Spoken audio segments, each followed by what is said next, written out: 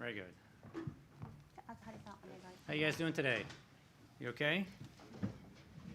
You ready for some hard questions? Yeah? Okay.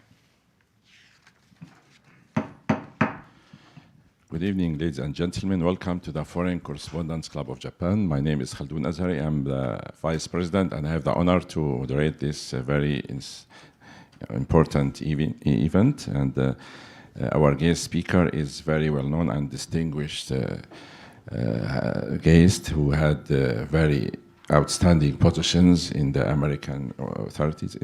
Let me give you an idea about that. He had a distinguished career in U.S. national security and outstanding experience in intelligence, foreign policy, and defense, especially on Asia, China, and North Korea. He has served in several key posts, including Director of Intelligence for the U.S. Indo-Pacific Command. He also a Mandarin Chinese honors graduate from the Defense Language Institute, a distinguished graduate of the National War College, and holds a distinguished degree in Asian Affairs from the Naval Postgraduate School. And today, a topic will include the risk scenarios around China and its neighbors, and what the Chinese leadership strategic goals, how it's likely to have these risk scenarios escalated into conflict, and more points. Our guest speaker, Mr. Mike Studeman, will explain about it. We will have about 20 to 25 minutes presentation, and that will be followed by a Q&A. And without further ado, ladies and gentlemen, let's start the event. Thank you. Thank you very much. It's a pleasure to be here. I used to live in Japan, down in Yokosuka, when I was with the 7th Fleet staff. That was over 20 years ago. It's always good to be back in Japan, and I was really thriving walking around the city and just seeing how things are clean, well organized, just a very modern town with so much rich culture and history. So it's great to be back. I thought maybe what I would do in the beginning here is just to talk about the backdrop. I think people tend to rush right into the crises. Tell me about Taiwan. Tell me about the South China Sea. And if you just give me a little bit of time, I do think that it's important to go macro to micro. And so what I wanted to do was talk about some general trends that we're seeing in the geostrategic environment. You guys all know these very well, but I think I'll say them out loud. First of all, as much as we never wanted to see the planet sort of devolve into a deglobalized state, this is what's occurring today. So we are facing a post-peak globalization planet that now is operating essentially under new rules of the game. And we can go back and describe how we got there, but I would tell you that it's in no small part due to Chinese predatory policies and not operating as a responsible actor in the global system. And when one country of that size becomes very zero-sum and mercantilist, then it has very strong repercussions for many other countries that are interdependent with that one country. And so we will end up having to deal with the realities that Chinese policies may not substantially change, but certainly the world is changing to respond to those. And the aggregate term to describe it is deglobalization. And I think what you'll find is that there'll be fragmentation into different blocks. Free peoples will probably have free trade with other free peoples, but free peoples will probably have to manage their trade with unfree or authoritarian governments, and that's just going to have to be the way of the world. New sets of rules for a changed environment. And the second major trend, I would say, is destabilization. If you're looking at the Middle East, and you're looking at Gaza and Iran and Hezbollah and Hamas and Houthis and all the rest, clearly we have uncertainty as to when we will re-achieve some stability there. In Europe, obviously the chaos surrounding everything because of Russia's aggression against Ukraine. And now in this part of the world here, which is supposed to be the engine of the 21st century in terms of economic growth, we have a far more destabilized region, which could in fact be even more destabilized because of all these friction points and flashpoints that are becoming much more likely to actually flare into something that would be very dangerous for all countries involved.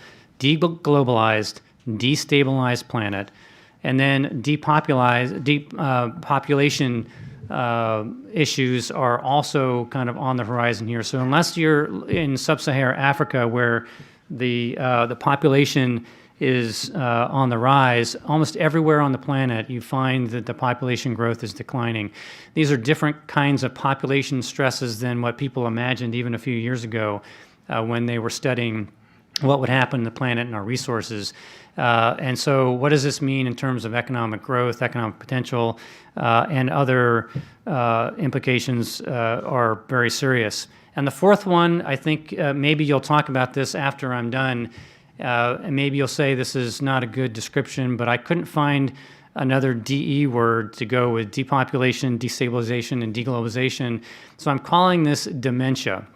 And I'm calling it dementia because I'm talking about the information domain.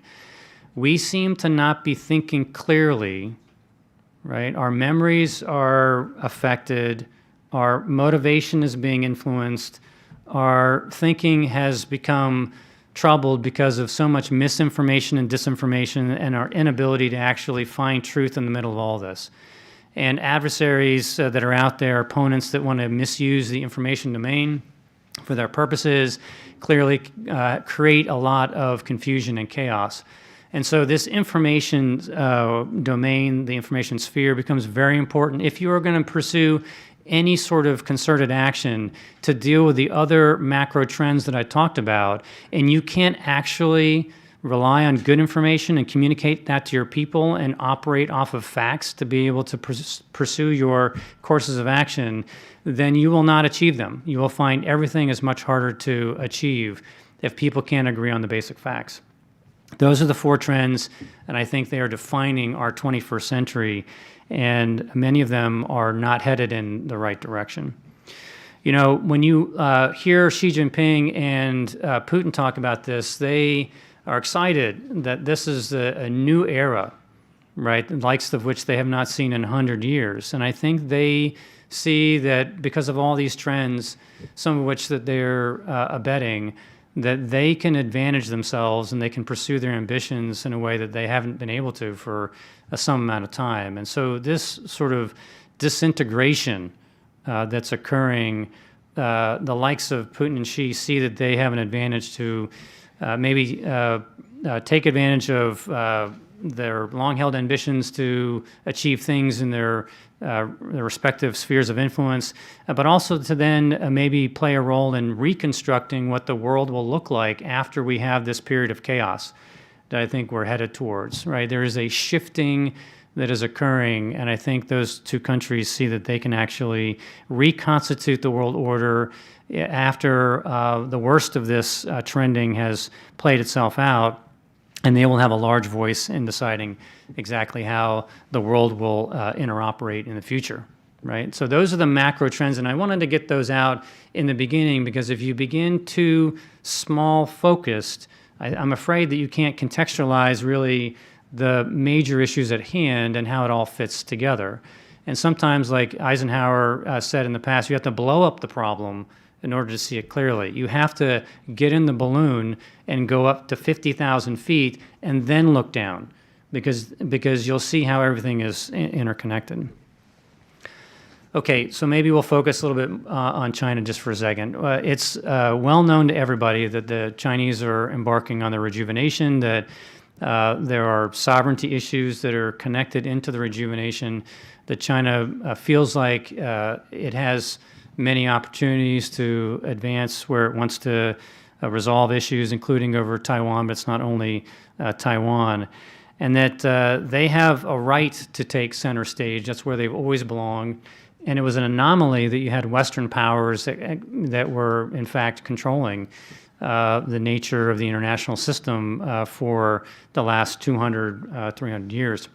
And so I think the Chinese believe that history is on their side, that culture is on their side, that they have power indices that are on their side, and the growth in military power, along with economic power, in their view, can be used to manipulate situations and conditions to be able to allow them to move forward. Ultimately, when you take a look at a socialist Marxist system like the one that exists with the Chinese Communist the party in power, they obviously want to create room and space for them to survive a very hostile world. I think some China hands are very apologist with regard to, well, they're only operating this way out of defense because they want to protect themselves and they see that others mean to do them harm. But at what point does these defensive actions, right, to create your own protective bubble, then create something that others would interpret as offensive? And I think that's kind of where we are. The Chinese will continue to view all of their choices as ones made out of sort of this victim mentality, when in fact the victim is becoming the abuser here. And so this question about whether or not we're going to face a new form of Chinese colonialism here, China wants to throw those labels only to the West, and I believe that if you're looking at the situation, then in fact China of today and tomorrow is growing into another phase of a great power becoming a very colonial-like power. Are they trying to reconstitute a tributary system with others? Yes. Do they mean for other countries to be more dependent on China? Very clearly, yes. And it's designed to create that influence that they think that they need to be the strongest pole in a multipolar world. That's China's ambition, and that's sort of a perspective on where they're going. Somebody would say, well, does this mean that we're in a new Cold War? And I looked up the definition of Cold War, and everything that is described is in play today. You can look up the definition on your own. So as much as some Cold War deniers want to say, well, it's really different, that can't be a Cold War because you'll use all of the techniques that were applied in the 20th century in the 21st century, and that wouldn't be appropriate. I would say to those folks, listen, the magnitude of this problem is exactly the magnitude of the problem that we faced against the Soviet Union in the 20th century. And the nature of the situation is the same, but the character is different, right? There have been many great powers over time exerting rivalry and affecting all other states. That has occurred multiple times, in past millennia, and those have been essentially Cold War equivalents, and we face in the 21st century a Cold War equivalent. You can call it whatever you like, a great struggle or something else, but that's what we have. And until we recognize, in fact, the massiveness of this problem, I think countries are going to struggle with trying to muster up the ability to communicate the danger to their populations and be able to get organized for success. So let me shift for a second on risk scenarios now that we've talked about very uncomfortable issues here in the room. I can read your body language, say these are really tough descriptors here. There are more risks in this fragmented world, and they are not solely centered on Taiwan. I find Taiwan discussions take all the oxygen out of the room. It's very important. We need to talk about it. We will. But if you permit for a second, I'd like to actually go look at the Chinese border and just go west to east, and then we'll ultimately end up in this part of the world in East Asia, and we'll talk about flashpoints. But first of all, you have to understand that there's a general sense that the Chinese need to recover much of their so-called lost territories. They're looking at the greatest expanse of Chinese empires, and they are trying to do things in a very steady, measured way, a boiling frog kind of approach to be able to recover those territories. So what you find in the China Seas is no different than what you might find when you take a look at other parts of the Chinese border. There's a phenomena that's occurring which needs to be connected, which few people are. And I would encourage people to truly take a look at the Chinese psyche and the approach, which is clearly manifesting itself. So if you're looking at the Sino-Indian border, right, you have to take a look at the Ladakh region, and you have to say, what made China push out and try to move at a time when Sino-Indian relations strategically were in a good place? Why would you ruin those relationships? And it turns out that in fact, the Chinese obsession with sovereignty and recovering, these territories is having multiple actors within the Chinese system really try to do things that in fact would achieve some of those ambitions. And so I think that's how you need to take a look at it. And it's worth restudying exactly how Xi Jinping takes a look at Mao's ambitions to, in fact, recover the five fingers areas, right? So if Tibet is the palm, as Mao Zedong in the 1930s and 40s talked about it, then the five fingers are essentially three Indian territories, Ladakh, Sikkim, and Arunachal Pradesh, right? And then Nepal and Bhutan, between those three territories. That is thousands of miles of territory, and China is not dissatisfied with recovering Tibet, but is taking a look at claims on significant portions of Bhutan. You know about the cities that are actually inside the Bhutanese border. The influence in Nepal is very strong, some of the activities that you see there, and clearly, a significant amount of military power, a significant amount of infrastructure building up in all those areas with the aim to essentially try to revivify some of those dreams that Mao Zedong had at the greatest extent of the Mongol and the Manchu empires, those dynasties, right? And so let's not be solely focused only in littorals in East Asia, because there's a larger effort that may be slow moving, but slow moving doesn't mean it's any less dangerous with regard to the Chinese ambitions. So understanding how this is part of a larger push is really important. Okay, so we'll shift over a very deep amount of influence the Chinese have been exerting in Southeast Asia and the Mekong and all the rest. That will continue. Everyone probably is well schooled on how much China works with the warlords in Burma, extending their influence down, and the depth of their activities there. So look, the Chinese buffers are pushing out and essentially compromising some of the sovereign choices that many of these nations used to have. And it's a threat of different colors, but it's still a threat all the same. And each country is going to have to manage that, differently. And if they do so independently, my concern is that that won't be good enough. China would love to be able to only deal with these things bilaterally, where they maintain all of the advantages. This is a time when many states need to work together as a coalition to be able to push back in some of these areas. Okay, so we'll go into the South China Sea, and clearly everybody watches China's activities and says, you got to be kidding me. Even with video of bullying and boarding and water cannoning and lasering and other forms of intimidation, whether on the radio or using the air forces, that the Chinese behavior is not changing. How could it change? How do we get China to change? Or do we simply have to swallow the idea that whatever China wants might means right, and you're going to have to sort of respond? And unless you have enough might, then you're going to have to concede at some point. And this is a very real challenge that all the Southeast Asian rim nations, feel today. What does it take for China to be conditioned into more responsible actions? And so far, embarrassment or shaming hasn't actually deterred their activities. And the same may be true of exposure of their activities in the East China Sea with the Senkakus, where, once again, the Chinese are trying to establish effective control.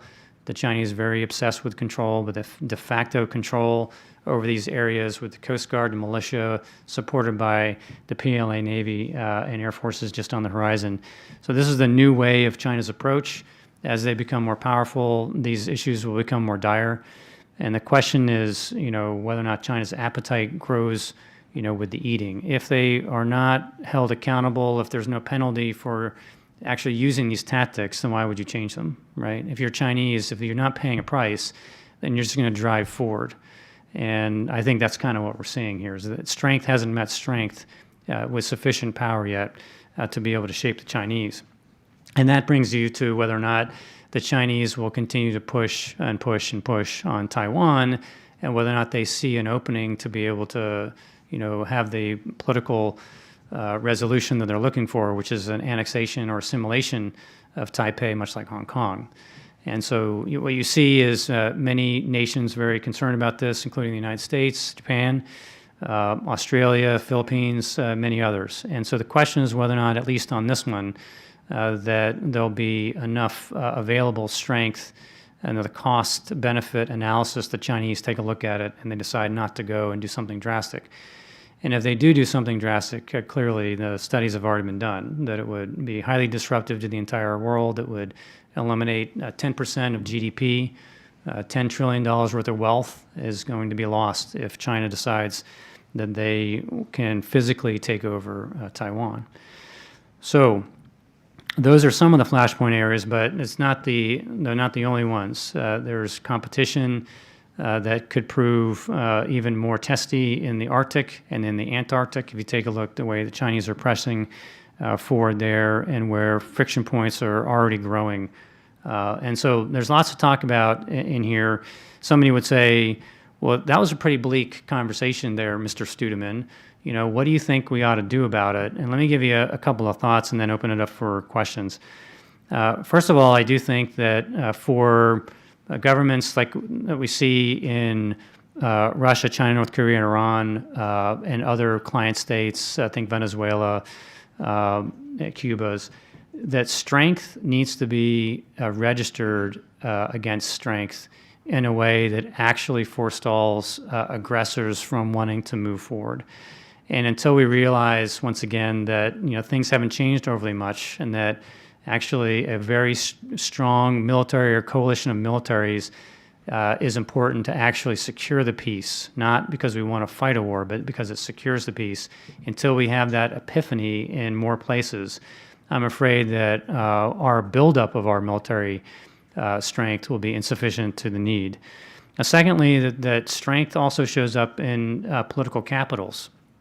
And the Chinese are very effective in using their economic strength to be able to erode political will in certain capitals. They're very good at corrupting business and political elites. And so this question of where states find their political will to be able to actually protect their sovereign spaces and to do so hand in hand with other countries becomes a major factor. And China will be sensing not just military strength, not just political strength, but all of the strengths along the way as nations deploy their instruments of national power. So economic power becomes an important component. Are you so beholden to the Chinese that you're over-leveraged by them? Or have you de-risked in a way that allows you to friendshore, to secure your supply chain, and not essentially be held hostage economically by the Chinese? These are choices that countries are going to have to make as we deal with the situation I've described.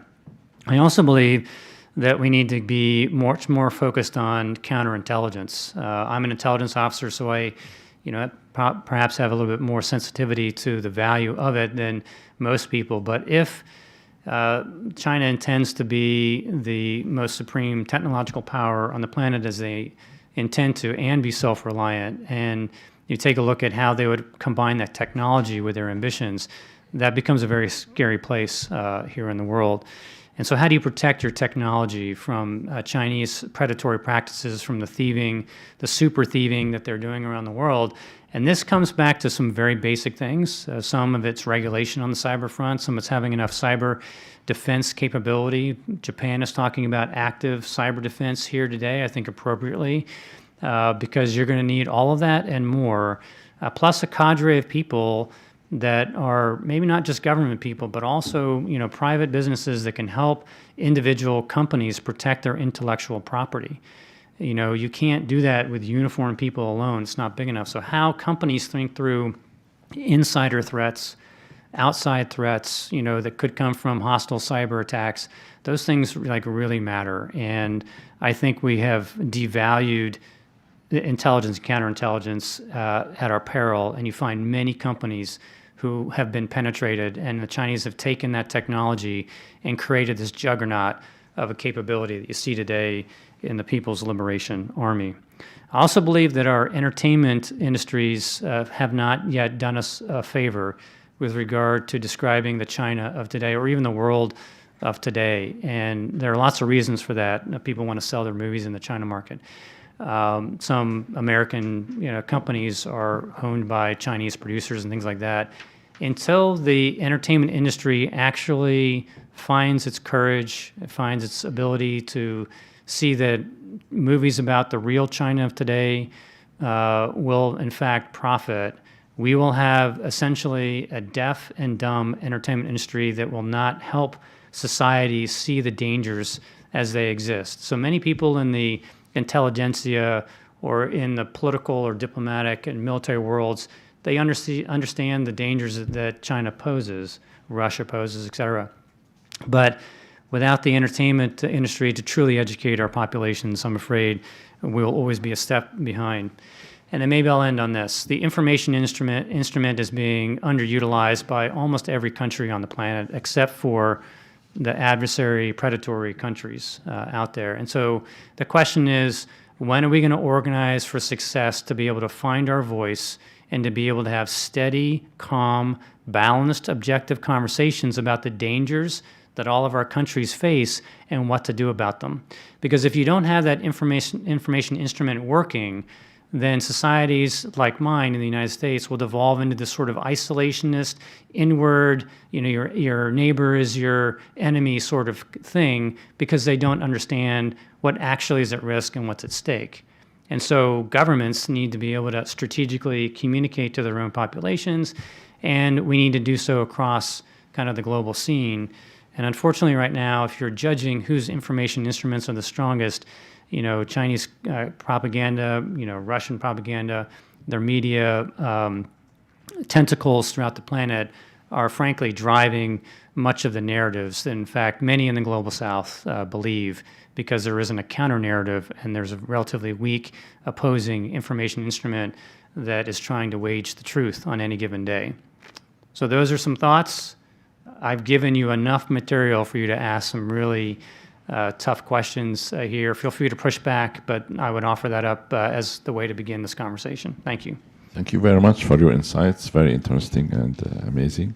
I would like to open the floor to your questions. If you have any question, please raise your hand and proceed to the mic. And state your name. Who would like to take the first question, please? All right. While you think about it, I have a question online from Jake Adelson. He's asking for an explanation on the importance of Okinawa in response to Chinese quote-unquote misaggressions. Well, all bases that Japan kindly hosts here would be important for us to respond to aggression that would occur with a friend and a partner in Taiwan. And so, Okinawa is critical, but so are so many other bases that exist. And so, the very real possibility that China would rain down cruise and ballistic missiles and do other attacks in Japan has created this dialogue that you're aware of in terms of how do we need to protect them in terms of integrated air and missile defense, from cyber attacks, from sabotage. And what do I need to do to develop a counter-strike capability to enhance my deterrence so that China doesn't think that they can just simply get away with hitting those places in a crisis? And so I do think that everyone is focused on deterrence. Unfortunately, everybody also believes that the deterrence is failing. I think Japan is concerned about the pre-existing deterrence, whether or not that's going to be good enough unless it gets new weapons. The United States takes a look and says, I think there's a more likelihood that a Taiwan scenario could occur, in single-digit years, with the greatest risk being in the late 20s and the early 30s. I'm not sure I'm deterring enough. I need to do more. Taiwan looks around at itself and says, I have a military, but I see Chinese forces more forward, more often, in more places. I don't think that I'm shaping and deterring China. They could convert to something on any given day. And even the Chinese, I think, feel like the deterrence is failing because they take a look at closer U.S.-Taiwan relations, more weapon sales to Taiwan, more people in Taiwan that think that they're Taiwanese, not Chinese, and they feel like the clock is ticking too. And so how these forces converge is going to be very telling, but I do think you're right to consider Okinawa as a very vital part of the deterrent strategy or the prevail strategy if China does something untoward. Thank you. Yes, please. Hello, I'm with the Japan Times. Thank you for your time today. If Donald Trump is elected president in a few days, do you think this might create instability in U.S.-China relations? And if so, what specific ways might this manifest in? Thank you. It's hard to know. I appreciate that question, but I don't think there are any prognosticators out there, soothsayers that can tell you what's on Trump's mind here. But I do think that it's a shame that in our presidential elections that we didn't have enough conversation about the supreme danger of China's rise and what it means for the nation and the international community. I was actually shocked that both presidential candidates couldn't find their words. They couldn't articulate exactly what's afoot. And I think that's very meaningful for how much we're going to be able to deal with China in the future if we can't even have a national conversation about it. And so I don't know because they haven't talked about it. And I don't think it's safe to be able to say that a Trump presidency would be simply a redux of the first go-around. I think there'll be different advisors. I think there'll be, there's different conditions in play here. You heard Trump talk about Taiwan as if, they would have to pay for their defense, which strikes a lot of observers, like asking Taiwan to be back into a mutual defense alliance, a treaty, which would have a friction associated with it unto itself. But what we can guarantee is that more things will be transactional in nature, and there'll probably be more stresses in the alliance system there. But I hope I'm wrong. Thanks.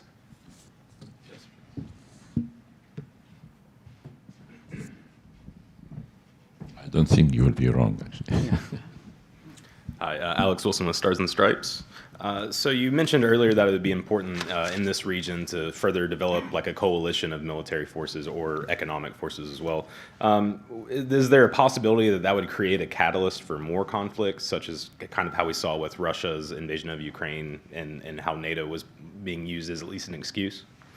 No, I believe that China only responds to a number of countries that get together. I think that worries them the most. And I think they only introspect when you have things like AUKUS and the Quad developing, and they say, where's this going to go? And what does this mean? They will never see themselves as the root cause, the genesis point, patient zero for those organizations and what they're doing. But in fact, they are. Like, they would not have been created if China had not behaved the way they did with the power that they were exerting.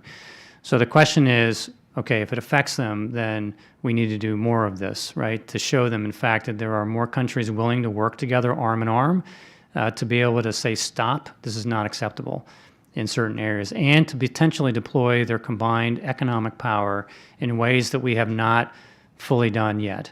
I believe we've been very leery of doing so because of the economic countercosts that we would face from China.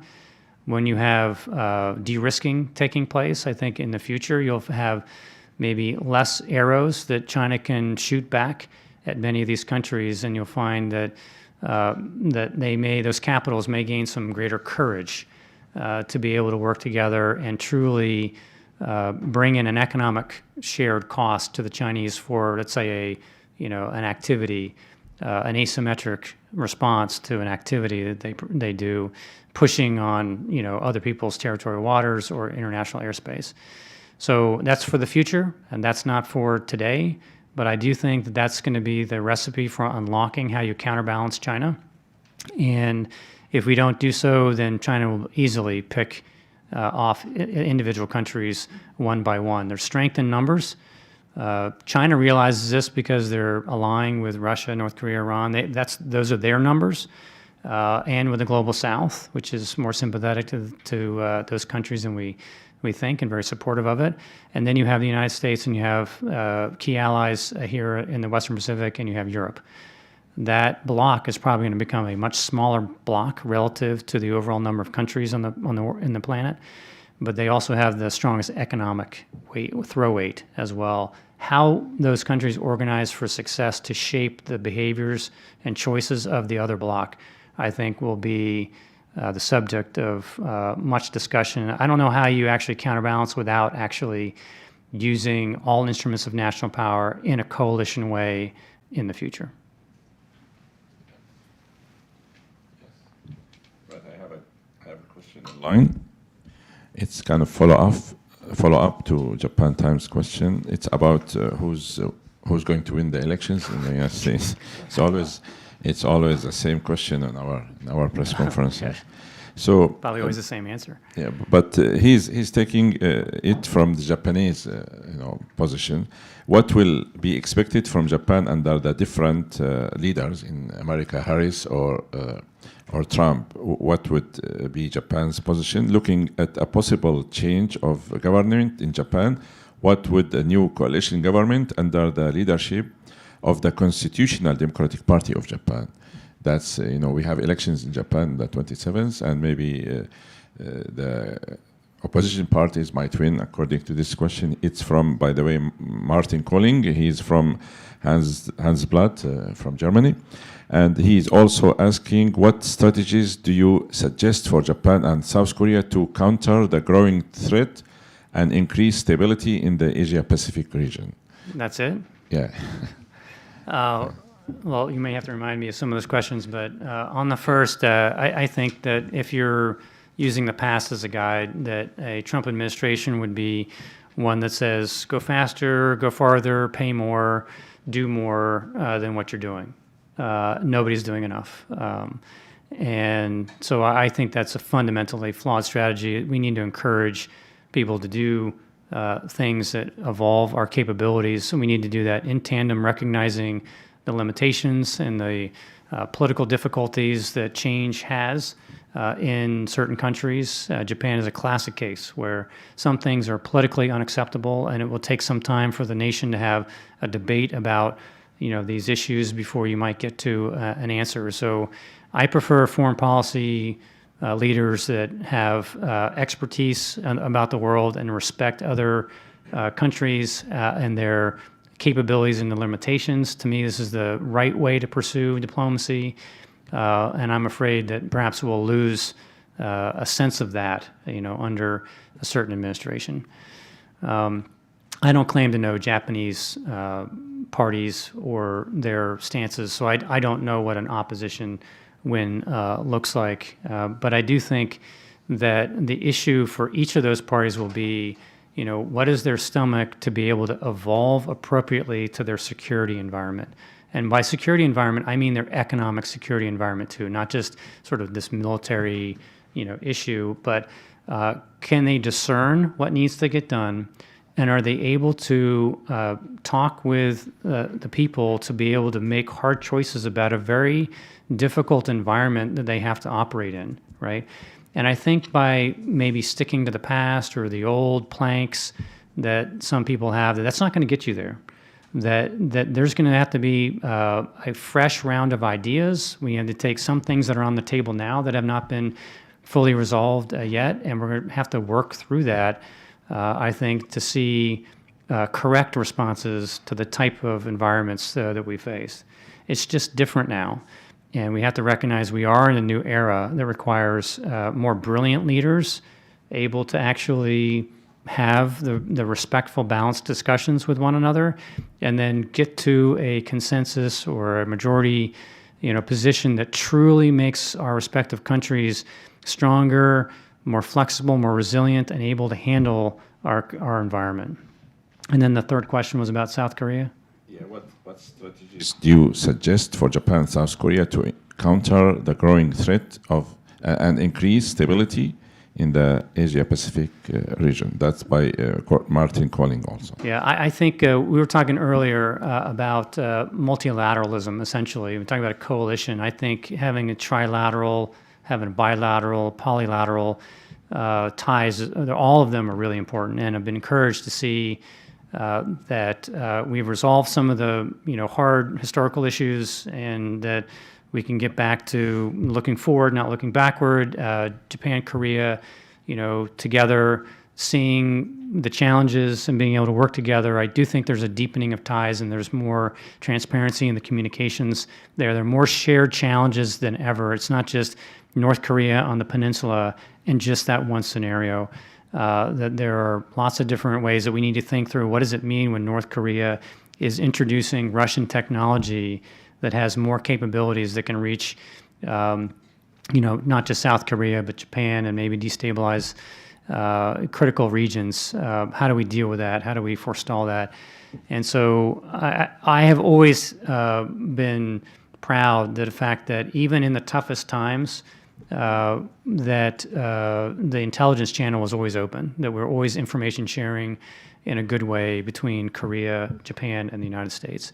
And I think that as the basis has grown, and that's really important for us to really see the world as it is and to do so promptly and to be able to inform decision makers on how to effectively deal with the situation. I have more confidence there going forward. I think we're going to have to look at rules of engagement, and I think we're going to have to talk about scenarios that are going to become more realistic. I think it's a good thing to have the Japan Joint Operations Command be built up, not just for one scenario, but potentially for multiple scenarios. And so you see an operational entity that I think may be able to correspond with another a South Korean operational entity to deal with situations that could potentially get out of hand. And so I do think there's an interstitching that's going on, which is beneficial. There are limitations to what South Korea and Japan respectively can both do in that relationship, but I do see that it's strengthening all the while.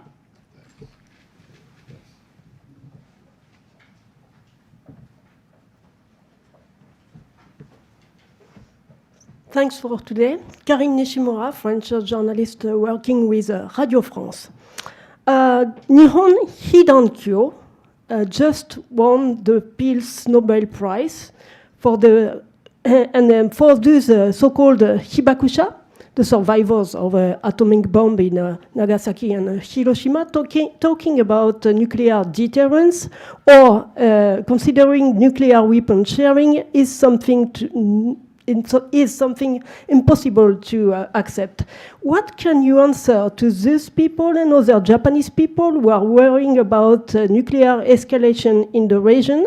And don't you think that the Japanese government, this speech about this matter is a double speech, one for US and one for the Japanese people, is always telling to the Japanese people that the goal is to the disappearation of nuclear weapon in the world? No, I wish I could live in the world where ideally we can get rid of nuclear weapons, but in fact the world has gone a completely different direction. And so nuclear weapons are back with a vengeance, and they're a strong component of how geopolitics is going to play out among superpowers. And superpowers are not the only ones affected. The entire world would be affected by the threat of use or the actual use of nuclear weapons. And we watched Putin do this in Ukraine, threaten to use nuclear weapons and lower the threshold, the criteria that they would use to employ them. And if you believe it's only bluster, I think you're naive. There's real danger that exists in there, and we have to understand that that's simply another tool that will be employed on the world stage regarding some of these areas of friction, right? When nation states clash, you automatically bring in a nuclear component that is going to play itself out, potentially. If you're in active combat operations, nuclear weapons start being moved and prepared, and they are hopefully used for deterrence. But that can crack pretty easily under certain conditions. So the world just needs a wake-up call, right? You need to see the world as it is. And the 21st century is turning into a renewed area of disagreements and clashes that will automatically involve, the nuclear card. And so today you see the Chinese building up a massive amount of nuclear capability.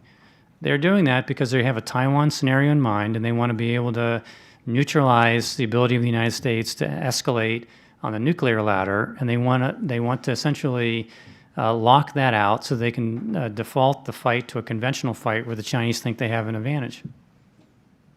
The nuclear card is already being played in the way that they're developing their triad. You see, it's a critical component of the Taiwan situation because they remember their past, because we used the threat of nuclear weapons in the 1950s, during the 1954, 55, and 1958 Kimoy-Matsu crisis. They are not amnesiac about their history, and they know that it would be something that would tilt the playing field at a critical time as those crises evolve, and they don't intend to see that ever happen again. So they need to have enough nuclear penetration capability to conduct counter-value attacks against the United States that we can't stop, and that they essentially can revive mutually assured destruction. And although it's difficult to hear that this is all back, that's the reality we're going to have to confront. Confronting the brutal facts of your existence in the time and age that you live requires us to be really sharp and discerning about what's going on. And in this case, this is a hardball world where those nukes are going to become important. And if you don't have them, you're going to be in a much worse situation.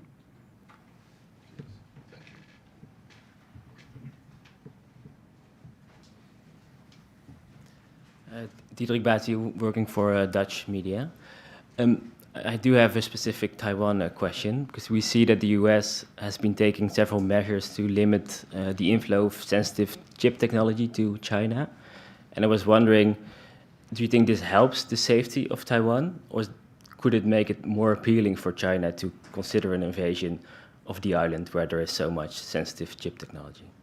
Yeah, restricting the supplies of critical technology to China doesn't necessarily correlate to an increased temptation for them to take Taiwan per se, because there's so many other ways.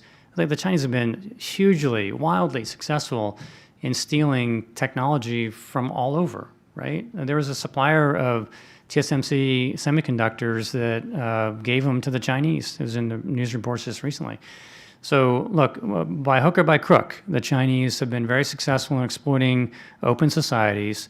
You know, if they can't get it through legitimate tech, agreements with companies because they buy a certain stake in them, you know, if they can get a tech company come to China, they have to give up their trade secrets, essentially.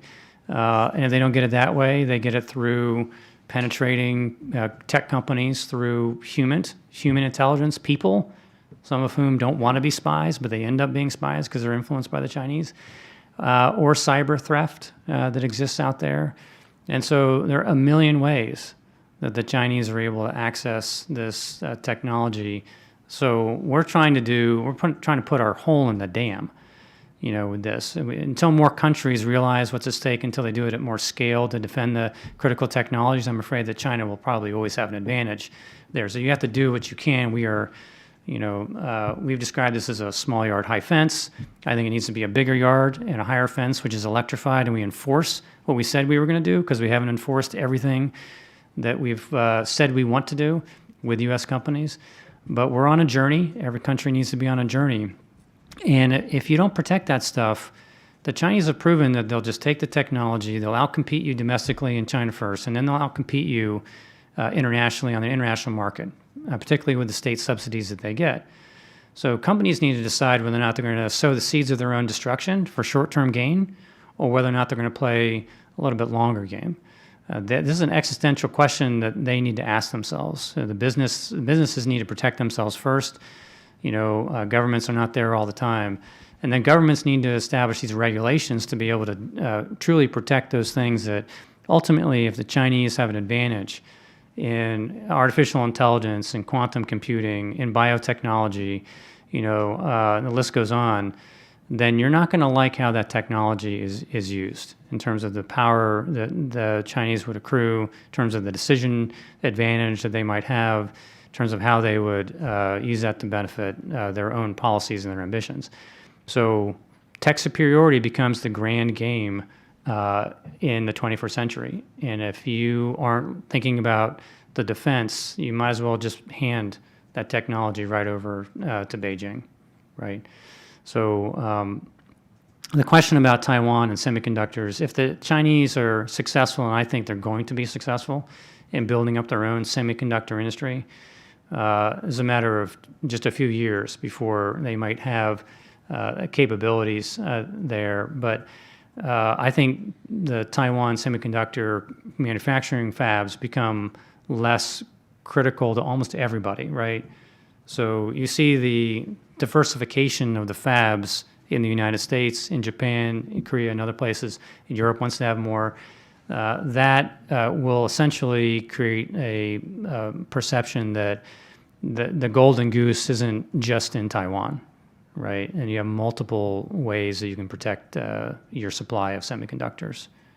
Therefore, it's less of maybe a motivation, along with others, to just drive in and take it over.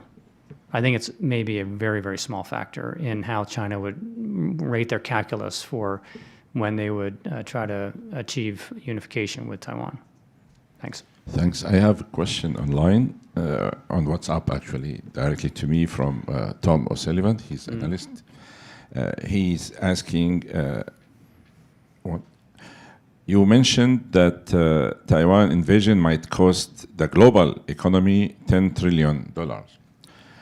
And could you please provide little more details on how you got this number?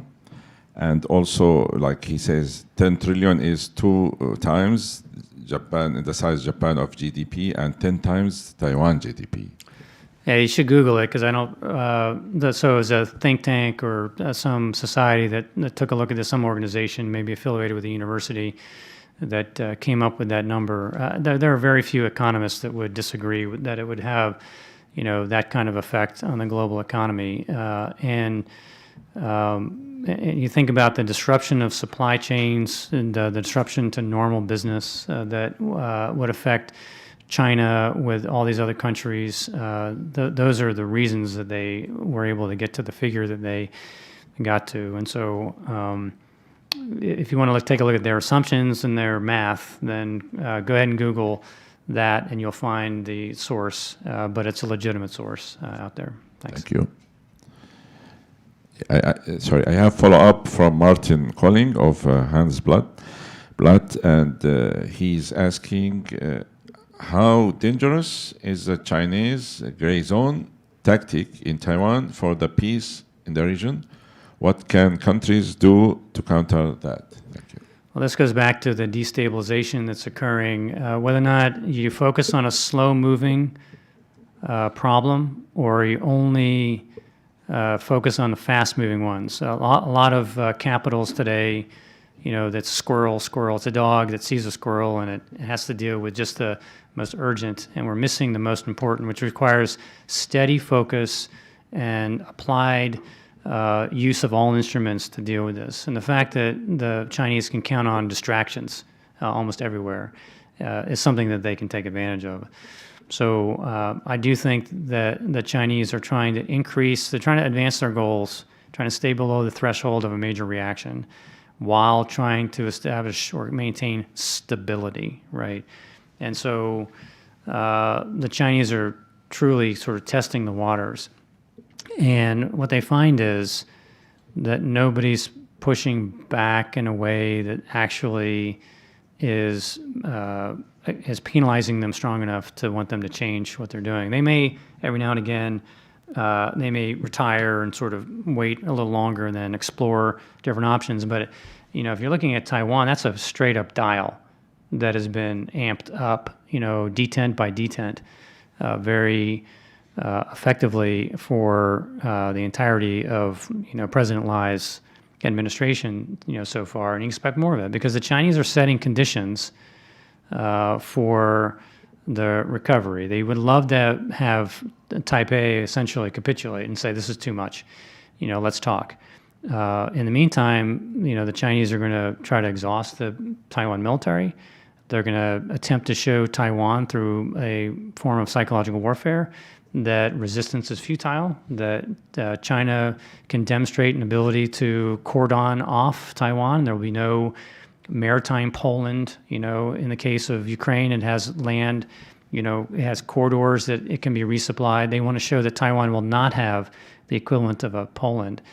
And they are demonstrating their resolve and their strength to be able to use military force if necessary, which they think will affect the capitals of Tokyo and Manila and Washington. And so there are a lot of reasons why they do this, not the least of which revolves around reducing indications and warning.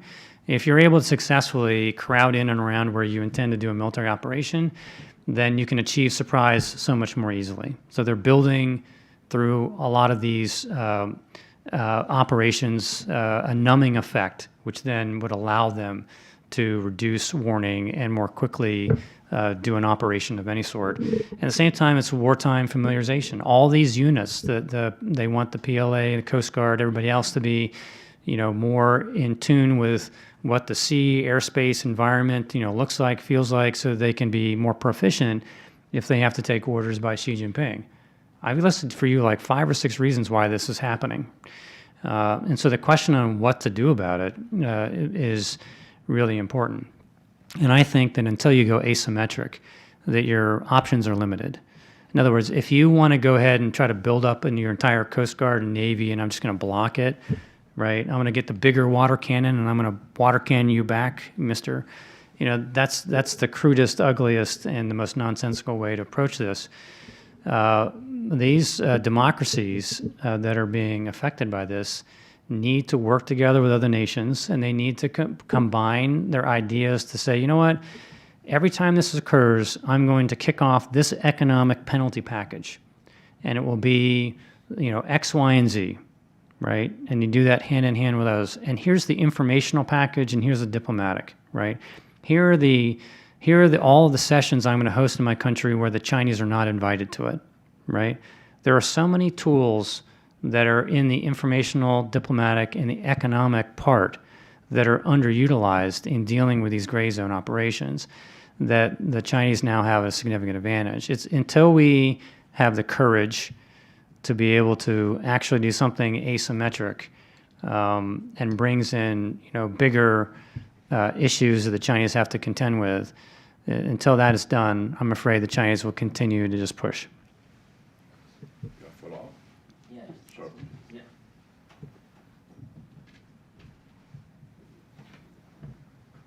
Yeah, one quick follow-up question. You mentioned that you think that China will be able to close the chip technology gap within a few years. Could you explain why you think that, and if that also applies to chip machines? Yeah, because they've been ripping off everybody, because their spies are good, because they get people at a cave, and there's enough Chinese people that are embedded in multiple countries, labs, institutions, and companies to be able to draw on them, to be able to give you enough insights to be able to take shortcuts and finally get to, a capability. I don't know if it's going to be, 3 years or 6 years, but I know it's only a matter of time because we're Swiss cheese. We have holes everywhere, and therefore we can't protect our secrets. We have a tough time protecting our technology, and so until we drastically change our security policies as it relates to that. And individual companies can't always draw on government resources to be able to protect themselves, right? They're outmatched by a country with state subsidies and the entire army of cyber agents, plus, human folks that they send to those companies, plus Chinese that are actually in those companies, right? That they have so many advantages that I think that it's almost inevitable that almost every technology on the planet under the current processes they use to acquire it will be acquirable. Thanks. Short follow-up on the American elections result. Tom O'Sullivan, he says that Harris has very little foreign policy experience, and he says she has never been to China. So you gave kind of negative, a little bit, prospects on Trump becoming president in relation to China. Now, Harris, what about her, basically? Yeah, it's true. But the vice president has been, the vice president candidate, Tim Walz, has seen China for what it is, has been involved, I think has gone over 20 times to China. So I think you have somebody that actually has some experience there. And I hope they find their footing because, the previous administration has been doing a lot of important quiet work, but they've never been able to articulate why China matters, why China needs to be seen in all of its forms to the American people. And I don't know whether or not any candidate can do that well, but it certainly needs to be done. And we need great leaders who actually see the world for what it is and have an ability to, not just do a speech, but to actually then answer the second and third and fourth order questions about this. And that's what we need. I think we can get there. I think I am more trusting that a reasonable, more holistic approach is likely to be something that you'd see under continuation of the existing regime, so long as they find their voice, than perhaps what you'd find under a different regime. I don't know. I think there's bipartisan support to work on China challenges, and that's the one thing in Washington that almost everybody agrees on. So maybe it won't matter all that much, but I think the difference is that you need friends moving forward, and one administration may make friendships more fraught with fissures, and another may actually deepen friendships. Thanks. You have a question? You? No?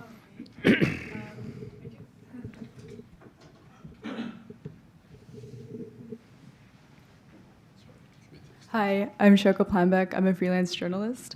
Can you speak a little bit more about how depopulation is leading to global instability and what that has to do with national security? Yeah, that's great. Thanks. So there are better scholars on this than myself, but the fact of the matter is when you have less working people that are in the workforce, that your ability to actually produce wealth and growth suffers. The graying of the population becomes a new stress the governments have to contend with, and so you have people that are living longer, and therefore the burden on the sort of social support system becomes fairly intense, depending on what kind of government that you're in. But most are going to be affected by this, and so all in all, you'll find that you have less creators of wealth and more consumers of existing wealth, right? And those pressures will create economic challenges that in some countries will begin to create a significant have-have-nots gap, and people will migrate and leave and look for other things, and you may have more desperate groupings that take more extreme measures. So if you're a have-not, right, you're going to suffer even more greatly than perhaps under today's systems. And some of them can be radicalized, right, with terrorists. Some of them will migrate, adding to the immigration challenges. And the immigration challenge is abetted by climate change, right, and more extreme weather, and immigration flows that are either generated by that or generated by the population lack of opportunities that may exist. Will generate even more stresses on some of the more advanced societies that are accepting immigrants. You've already seen far-right populism grow because of those challenges. And so all in all, I think you probably find more factors involved in how depopulation creates more challenges, but that will be a significant driver, I think, for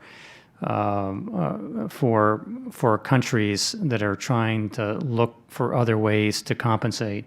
If you're China, for example, they'll lose 250 million people in the working force between now and 2049. That's a lot, right? And they're saying, okay, technology, I'm going to have my machines compensate for and so they're investing very deeply in all of those things that can automate things that maybe people would have been doing before. That's their solution. Many other countries are not going to have the technology base to be able to do such a thing, and they may become poorer and poorer. And typically, poorer countries that you usually see revivification of ethnic, tribal activities that can rent a society even more. So I don't want to paint a totally bleak picture, but I'm giving you a taste of what could happen under a depopulation, trend line. Thanks. Thanks. Maybe robots and AI will fill the gap of less population. So long as they don't take over the world themselves.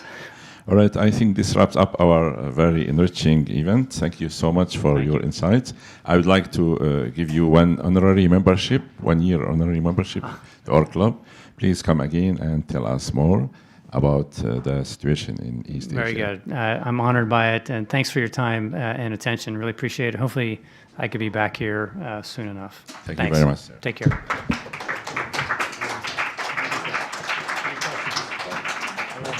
Part A, Part B, Part C questions. Yeah, the best. All right. Thanks. Multiple ones. Thanks. Thank you very much and have a nice evening.